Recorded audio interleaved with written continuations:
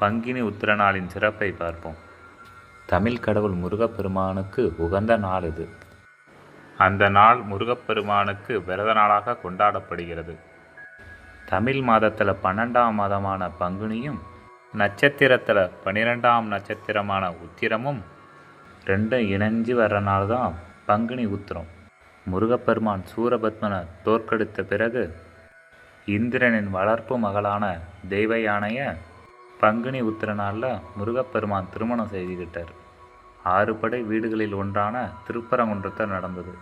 இந்த நாளில் பக்தர்கள் முருகனுக்கு அரோகரா கோஷமிட்டு காவடி பால் குடம்லாம் எடுப்பாங்க. அழகு குத்துறது, நேர்த்தி கடனெல்லாம் முருகப்பெருமானுக்கு செய்வாங்க.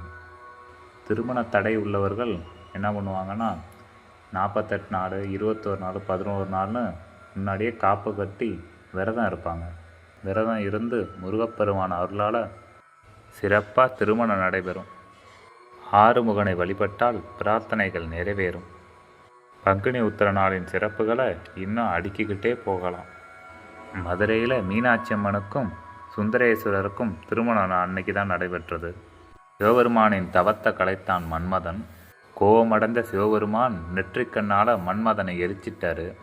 மன்மதன் மனைவி ரதி பலகால தவத்தின் பயனாக மன்மதனுக்கு சிவபெருமான் திரும்பி உயிரை கொடுத்தார். அந்த நாளும் இந்த பங்குனி உத்திர நாள் தான். மகாலட்சுமி பங்குனி உத்திர நாளில் விரதம் இருந்து மகாவிஷ்ணு மார்பில் உறையும் பாக்கியத்தை மகாலட்சுமி பெற்றதும் இந்த நாளில் தான். சிவபெருமான் அவர் உடலில் பாதியை பார்வதி தேவிக்கு கொடுத்தார். அதே மாதிரி நாராயணர் அவரோட இதயத்தில் மகாலட்சுமிக்கு இடத்த கொடுத்தார். பிரம்மதேவர் அவரோட நாக்கில் சரஸ்வதிக்கு இடத்த கொடுத்தார். முப்பெரும் தேவிகளுக்கு கிடைத்த வரம் அது. ராமர் சீதை திருமணமும் இந்த நாளில் தான் நடைபெற்றது. இது மாதிரி மிகுந்த சிறப்புள்ள நாளான அந்த பங்குனி உத்திர நாளில் எல்லாருக்கும் இறையருள் கிடைக்கட்டும். நன்றி. லைக் பண்ணுங்கள், ஷேர் பண்ணுங்கள், சப்ஸ்கிரைப் பண்ணுங்கள்.